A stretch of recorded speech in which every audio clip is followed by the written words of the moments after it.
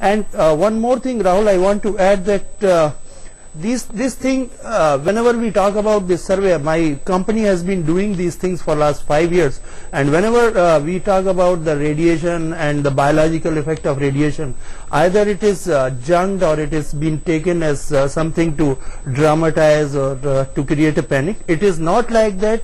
Look, every year April, May, government of Delhi comes up that summer is coming, so many buildings are not fire safety friendly, and so many buildings do not have fire clearance and all. The same thing happens here. We have gone, we have checked it on our own, not under any obligation. This is a very independent, privately conducted survey. Results are shown. It is done in the interest of the public. We have taken the readings in the middle of the people, and if the readings are showing that they are not following the international norms which are adopted by Department of Telecom in India also, that's it. We are showing only the difference. Question to Milind Deora. The problem, Milind, doesn't seem to be the absence of regulation or the absence of norms. The problem seems to be nobody is following these norms. As we saw in that report, there are these stars which have been put up at the Breach Candy Hospital, at Lilavati Hospital. They are pointing directly towards where the patients stay.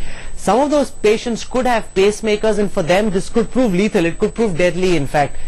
Similarly, we're seeing in other places too, at certain rooftops, 40-50 towers have been put. Now, these are very, very dangerous. So it does. Whereas if you compare this with what happens abroad in the UK or the US, there are big signages outside each of these towers which say radiation zones, RF zones, please stay away.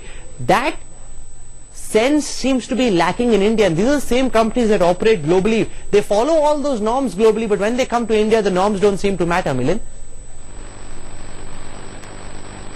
Well, I agree, and I can't, differ with that, that at different cities that I have traveled to, even rural areas, local governments, municipalities, state governments definitely aren't doing enough.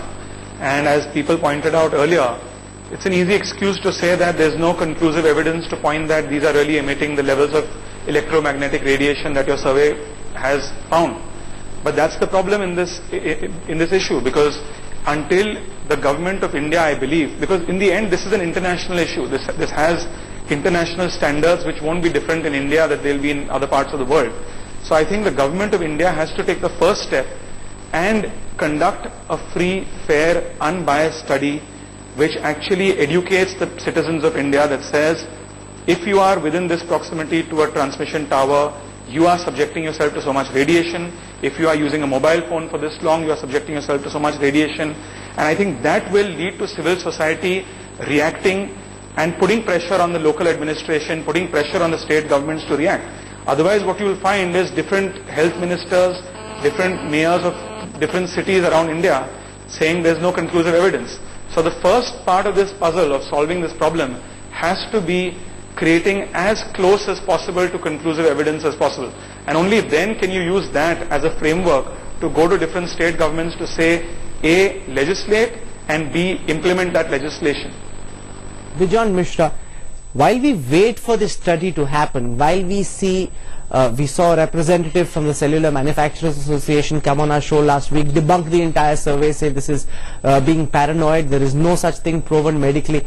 While we wait for all of that to happen, all of us are in close proximity to these mobile towers and are getting impacted.